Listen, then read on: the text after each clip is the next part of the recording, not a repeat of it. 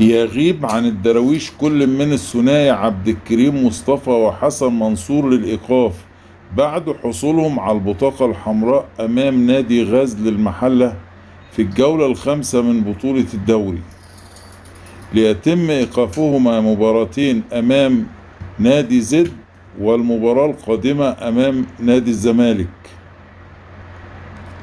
كما يغيب حاتم سكر بسبب إصابته بقطع في الرباط الصليبي، فيما يبتعد مروان حمدي عن اللقاء بعد تعرضه لكسر في عظمة الشظية.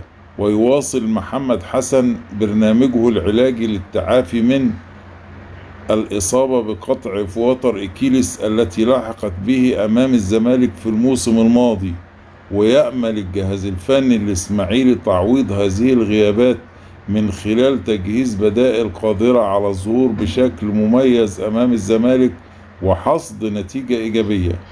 ويختتم فريق الإسماعيلي بقيادة الجزائري ميلود حمدي اليوم الأربعاء استعدادته لمواجهة الزمالك المقرر لها 5 مساء الخميس باستاد هيئة قناة السويس ضمن منافسات الأسبوع السابع لمسابقة الدوري الممتاز.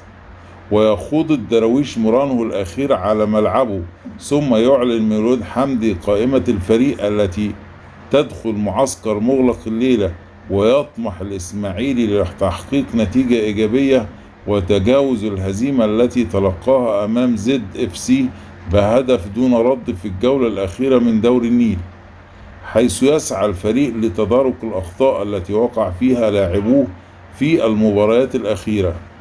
ويدخل أبناء ميلود حمدي مباراة الزمالك وهم يبحثون عن العودة لسكة الانتصارات من جديد بعد تلقي 4 هزائم في 6 مباريات، محاولا البعد عن مراكز الهبوط وعدم تكرار سيناريو الموسم الماضي الذي أحبط جماهير الدراويش.